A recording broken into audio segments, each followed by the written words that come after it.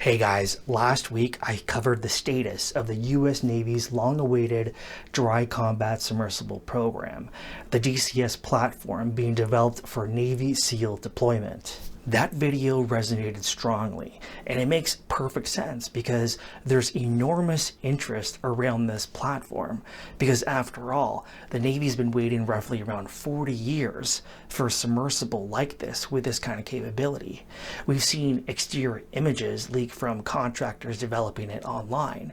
We've seen documentation, but there's still no confirmed public images of what the interior cockpit actually looks like, where the pilots are actually in the submersible and operating the craft.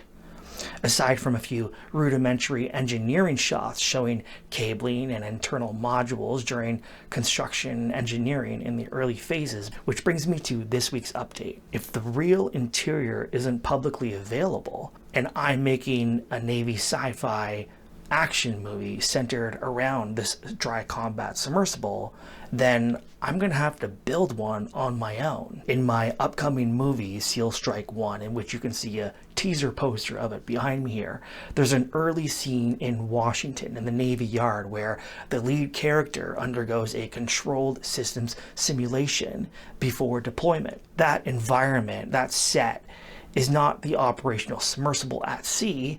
It's a Navy training module. In other words, it's a contained institutional space or environment. The purpose of this scene isn't just narrative for story reasons.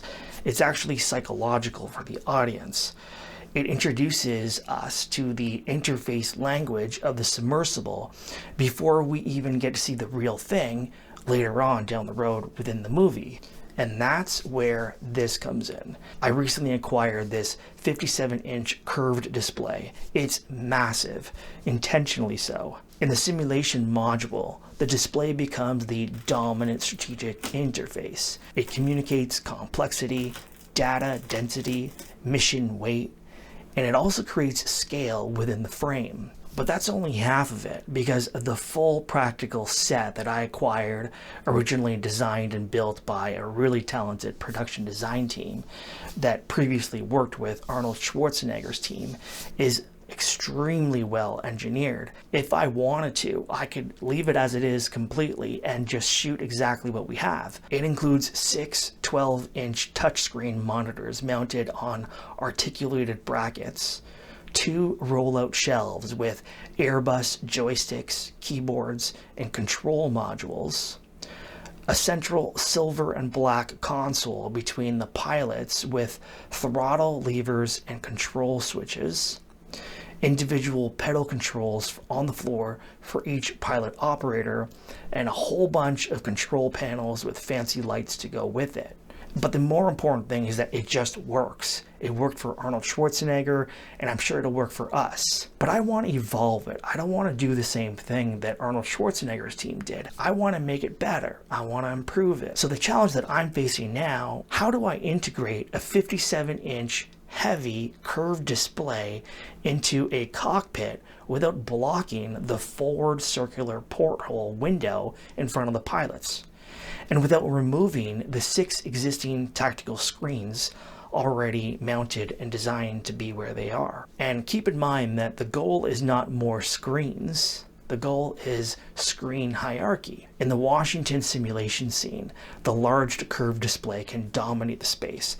And that's no problem at all, because we're in a normal room. We're going to use specific lenses and use specific angles that make that monitor look very big. In fact, we're going to make it look immersive. In the operational submersible, however, the larger display must integrate without compromising sightlines or realism. And also, that forward porthole window there at the front of the submersible matters. We can't block that, because that's actually also part of the story. Now, I've been reviewing the original cockpit blueprints from the practical set that I acquired and the layout drawings, studying geometry, sightlines, mounting options, and actor ergonomics.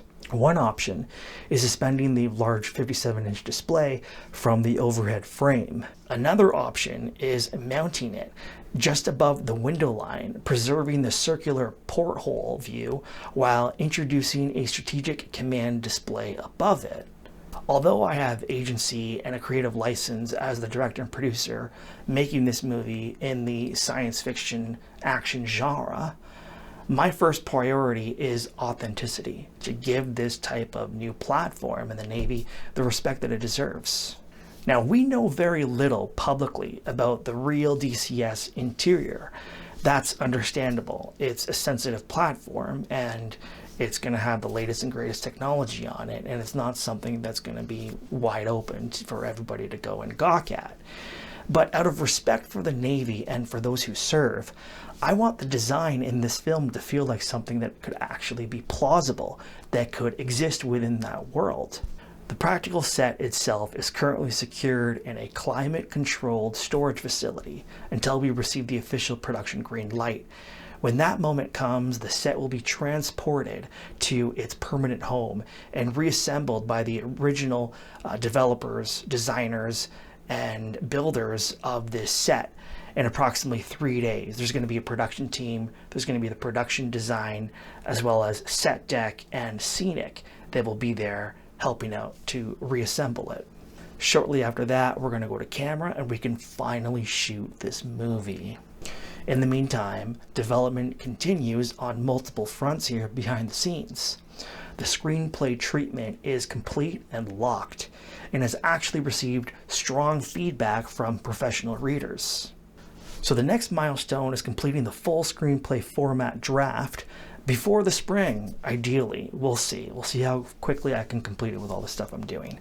After that, it will be reviewed by my Navy contacts for authenticity.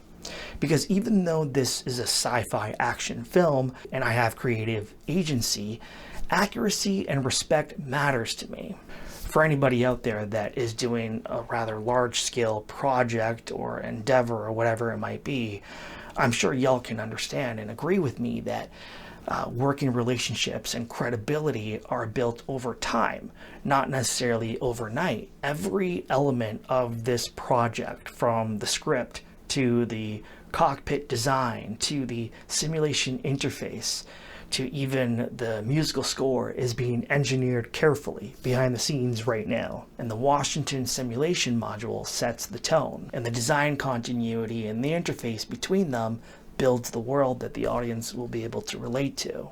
So if you're interested in following real-time progress behind the scenes, from script development to production design to the musical scoring of the film, you can sign up on our website linked below.